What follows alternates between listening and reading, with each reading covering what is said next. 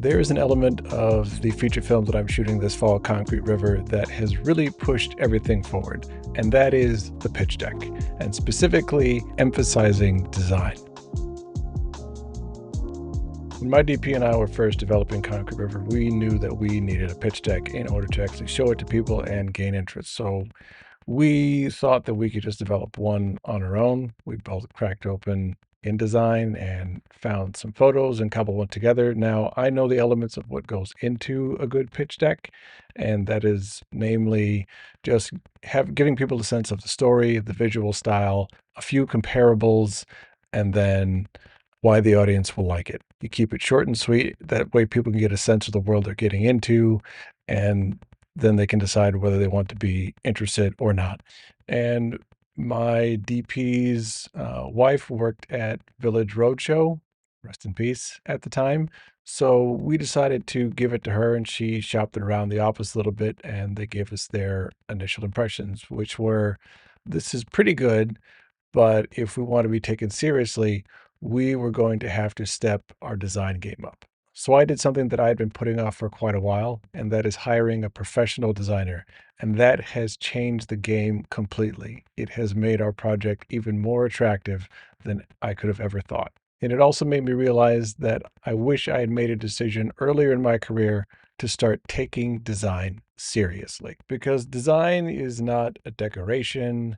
It's not an afterthought. Design goes into everything in how your film is not only received, but also how your film gets made. So this week I want to talk about how to take design seriously. As filmmakers, we obsess over the design of the visuals of the project that we are making. We obsess especially over the opening shot. That is something that you are taught to emphasize, is what is the opening shot of the movie, because that is going to affect how everyone receives it. If the opening shot doesn't pull people in, then you're going to have a hard time keeping their attention for the rest of the film. But unfortunately, we do not carry this over to design. Design, especially in your pitch deck and your website, is the opening shot of your movie getting made. The experience around an event that you make can be the opening of your movie. So we need to put as much emphasis on those elements of designing those as we do designing the shots inside of the film itself. Because a bad pitch deck can mean that you don't get investment. A bad website means that an audience doesn't really care about the film itself. And a bad event means bad word of mouth, which means you don't get more people to see the movie after the event is over. And unfortunately, we have spent too long ignoring these elements. I get a lot of pitch decks sent to me in addition to a lot of scripts, and most pitch decks fall into two camps. The first camp is, this is obviously a Canva template. You went on Canva or Adobe Express or some other website that has a bunch of templates, and you selected one that looked pretty good, and then you just filled in the blanks. And the other one is the one that is self-made, but it's obvious that the person doing the design doesn't really have a flair for design, and they kind of just cobbled it together themselves. And it frankly looks like cheap and unprofessional. And both of these have, unfortunately, the same result, which is on to the next. If something is either a template that you've seen before, or if it's just bad design, period, people would just tend to move on. That means that investor that you send it to, maybe that actor that you want to send it to, they're just not interested because the design of what you're presenting with them isn't up to a professional standard. And the reason for this is because we rushed this process, and we should take our time with this process, because think about what the job of a deck is supposed to do.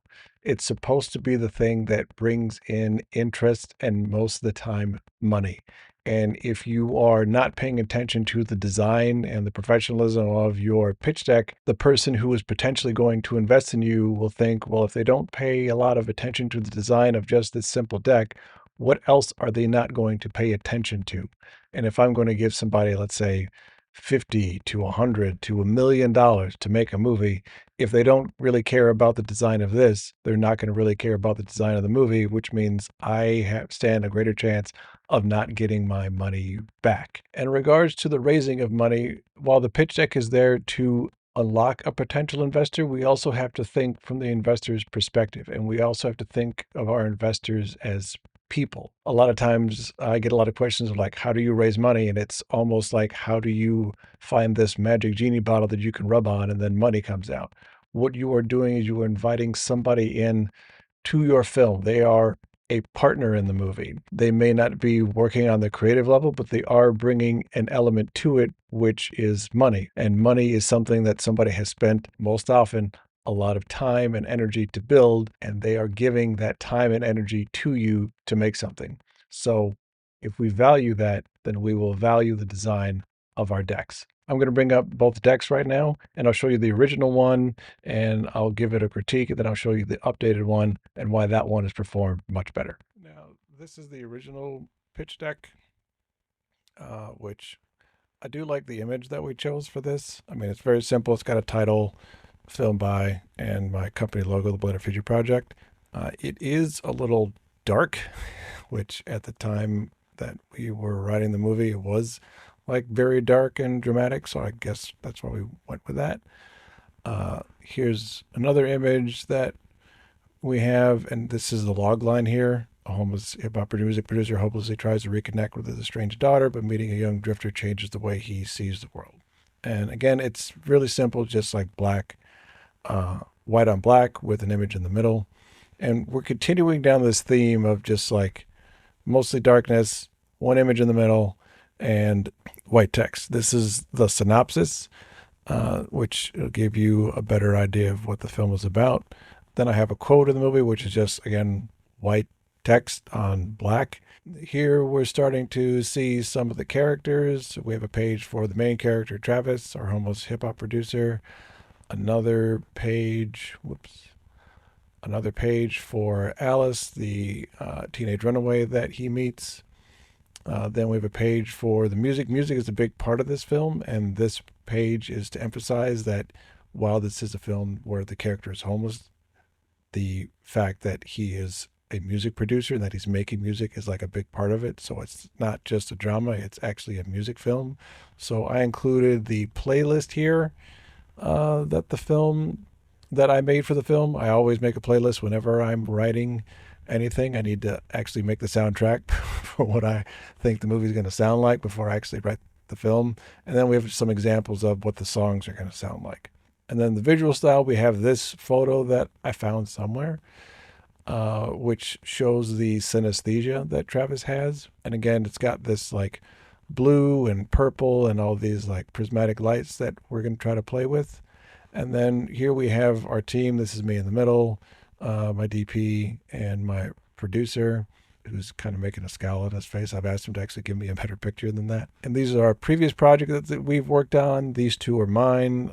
Gabrielle, the Netflix short film, Breakaway, which got considered for the Oscars. Chris made this horror series, and Kevin shot this independent feature film that was kind of a mockumentary about the music and entertainment industry. And then we have a page of why audiences will like this. I always put this in here just to give investors an idea of like, this is why this will work with an audience. This is what we're going to emphasize. And also because the audience will attach to this, this is how you get your money back. And then a contact page. Now, the structure works for me.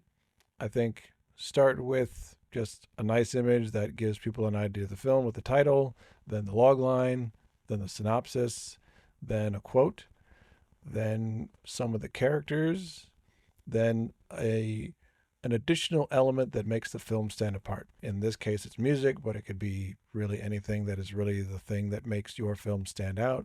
And then the visual style, who the team is that's involved, what previous project we've worked on, why the audiences will like it, and then a thank you.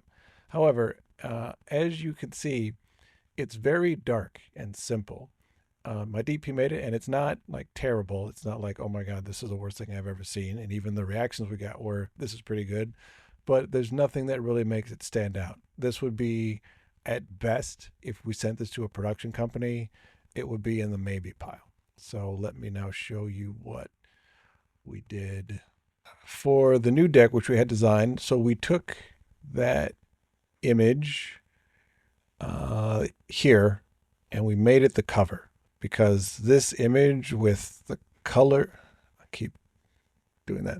This image here with the colors And the prisms, it really, and the character in the middle really encapsulates the film. It's one guy in a city that can either be overwhelming or beautiful depending upon the light. So we decided to really up that. The font is way bigger. Let's see if I can go back to the original. Yeah, see here it's up here, and the font is like okay. It doesn't really stand out. You're really focused on this here in the middle. So we decided to emphasize the title here. So that way the character is much bigger, the world around is much bigger, the company logo is smaller because that's really not important. It is inspired by a true story, which I will talk about later. But the main thing is that you were looking at the title and this image, and that just makes it pop more. And it looks like a more colorful film as opposed to a dark drama, which is what the previous cover looked like. Now we still have the log line. An unhoused hip hop music producer hopelessly tries to reconnect with his estranged daughter, but meeting a young drifter changes the way he sees the world. But this time again, the image, which I don't remember where we found this, is much bigger and larger and gives you more of a sense of what the film will look like. Which, if you go back to the previous one, the image is smaller. That's kind of one of the things that I like about this deck is that the images are bigger, so it feels like you looking at this deck are inside of the movie more than you being away from it. The previous deck, it seemed like you were at a distance from the film itself. And we have again the same image. This time we have the synopsis, and the text is much bigger, and it's got some drop shadow on it, so you can read it. And again, the image is bigger, so we are inside of the movie as opposed to being back from the movie. Here we have this quote, I got a roof now, but it'd be good to have four walls around it. This image, even brighter. That way you can like see the colors more. It's a little bit dark of an image, but I still like it. There's going to be some dark moments color-wise, but that's just the nature of Los Angeles at night. But just having this quote be larger, I think makes it stand out more. And here we dive into our characters, that same image, but bigger, and the text is a little bit larger, so you can actually like read more about Travis, and it's not making your eyes hurt. We have one about Alice, and this is a new slide, but we decided to add one about his daughter that he's trying to reconnect with, Noelle, because she is a very important character in the film, and it just seemed appropriate that she should have her own slide. The music page is back, but again, text bigger. We still have the same playlist, images bigger, so that way you are inside of the movie. Now, we decided to do something different for the synesthesia page. If you look on the previous deck, the visual style was this image small. Now, it's an image, I think this was a photograph of someone who actually is homeless in Los Angeles, and the designers added this like prismatic element to it, which we've actually given to our visual effects person who's playing around with this as we speak, but it gives you more of an idea of what the visual style actually is. And I really like this page. And again, the audience, like who is this for? This is to help an investor or anybody involved, like what is going to be attractive to an audience to see a film like this. And we added comparable titles because especially for an investor, you want to know like what are other films that are like this. And the team now has expanded. Anna Mendez, who is a writer's assistant for the writer of Running Man, has decided to come on, and she's been a great help. So Chris still has this scowl on his face that I have to get another picture of. But again, it's on, not on black. It's on, if you look, it is a mixing board with like a purple overlay over it. So it's more colorful, makes the text stand out, makes it easier to read.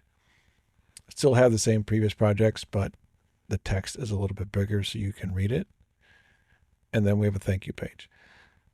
Now, this deck is 12 pages and this one is 14, but that's because we added a couple of slides, that one being a comparables, and also the slide for Noelle, which I think are important slides to add. But even though the structure is essentially the same, the visuals stand out more.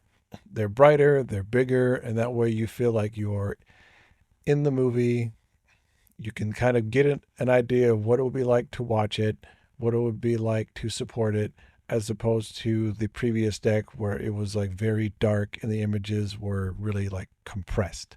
So I think this is a much better deck, and we hired professionals to make this deck. But hopefully, you can take this and get some inspiration on when you make your decks yourself.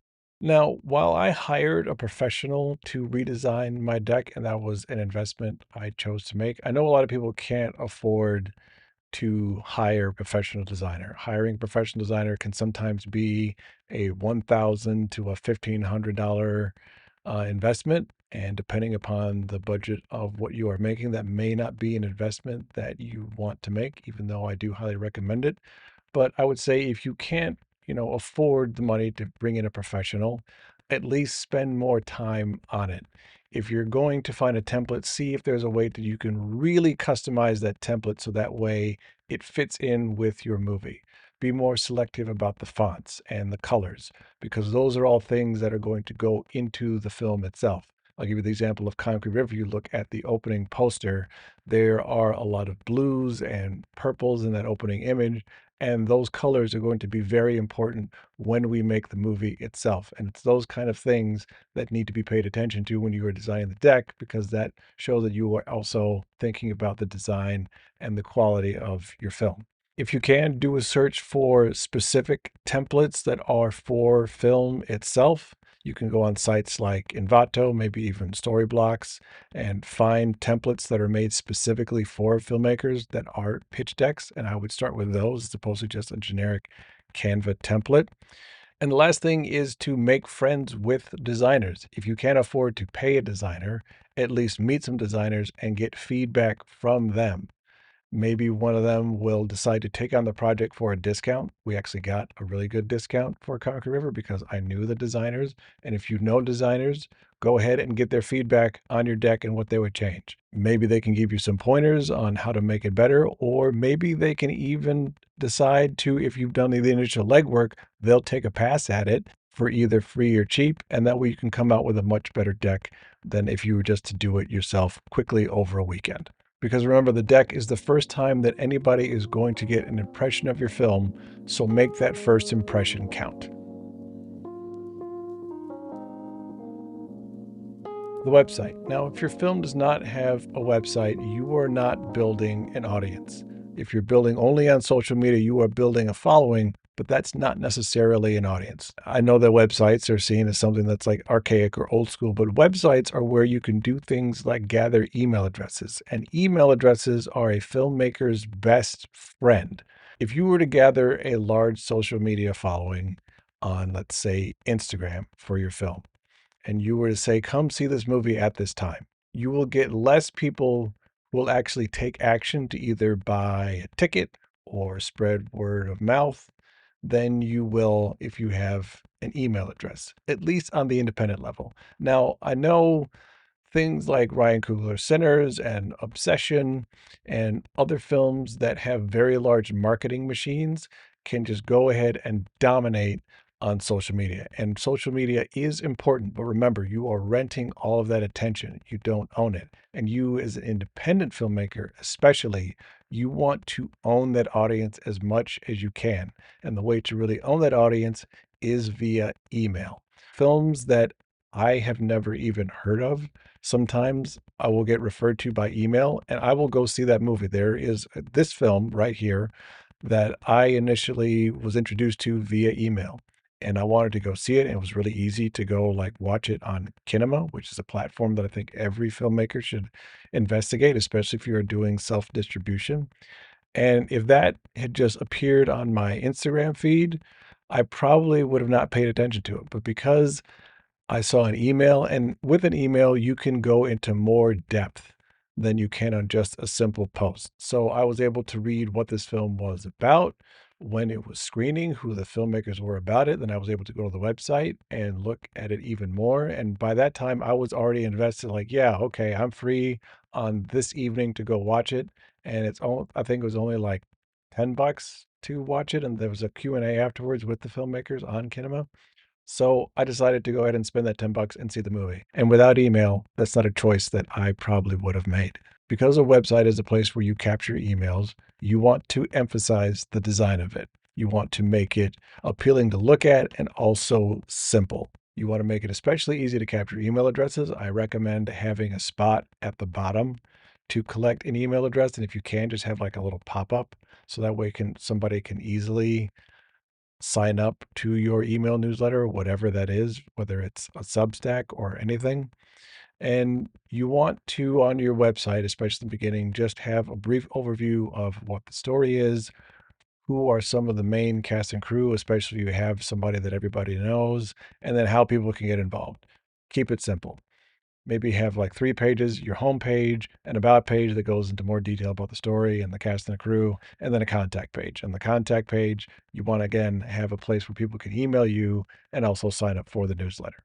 I know I keep saying that you should have people sign up for the newsletter, but it is really that important that you are able to collect email addresses for your film, especially if you do not have a large marketing company behind you. If you are doing this yourself in the beginning, even if you do end up getting a large distribution deal, you want to be building community and audience around your film as early as possible. And the best way to do that is email.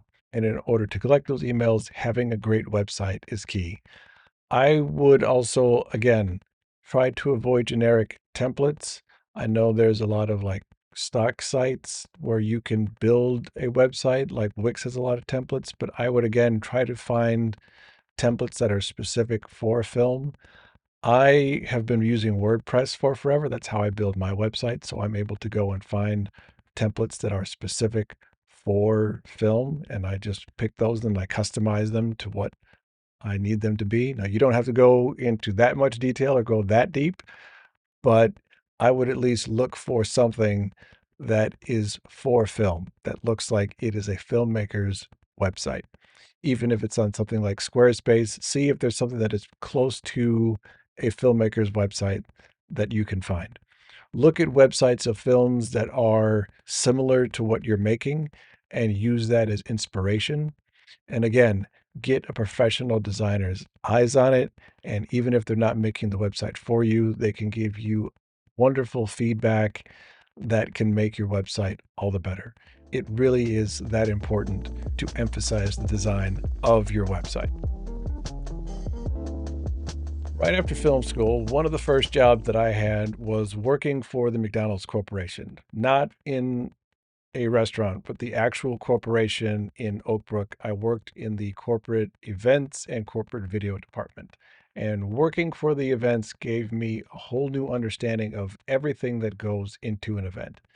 Now, there were 2 big events that would happen twice a year, and I worked on both of them for the McDonald's Corporation, and the amount of detail that went into those events was astounding. We're talking 15 people working on separate elements, one person who was assigned as a producer to somebody who was a presenter, and then I would assist in helping that producer find things like the right pictures, uh, the right colors for their presentation, even the right music for the event.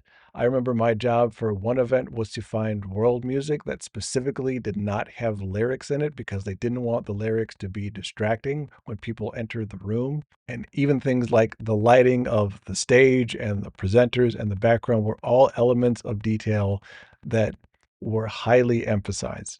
And unfortunately, we filmmakers don't bring the same level of detail to our own personal events. A lot of times when we set up events for a film screening, we pick a theater and then we show the movie and then we have a Q&A and then we leave. And we haven't really given any thought to the experience outside of just people coming in to see the movie. We want to get them in to see the movie as fast as possible and then ask us some questions so we can feel great about how we did a great job and then get out of there.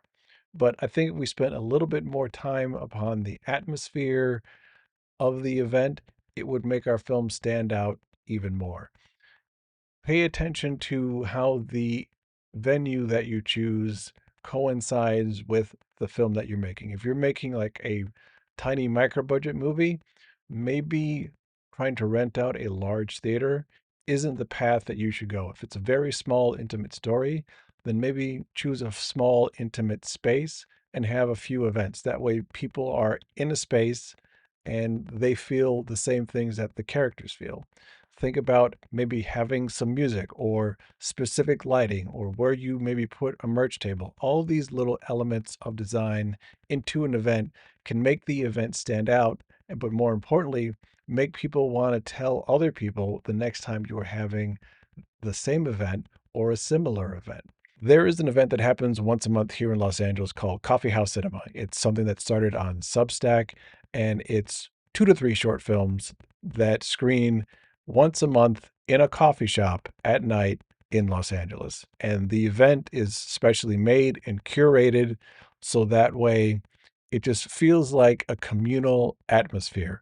The screen is closer to you, so it kind of feels like you're in a nice intimate space. There is coffee, there's charcuterie, so you kind of feel like you're in an upscale restaurant a little bit, and there's a communal gathering afterwards. And it's all these little details that the curator of the event has put in that has made it sell out for the past 4 months. I've been to one, and every time I try to keep going to the event, it keeps on selling out. And I will leave a link in the description below if you are in Los Angeles and you want to attend the event. I highly recommend it as an example of not only how short films can have a wider audience, but just also how to curate and create a special event around your movie.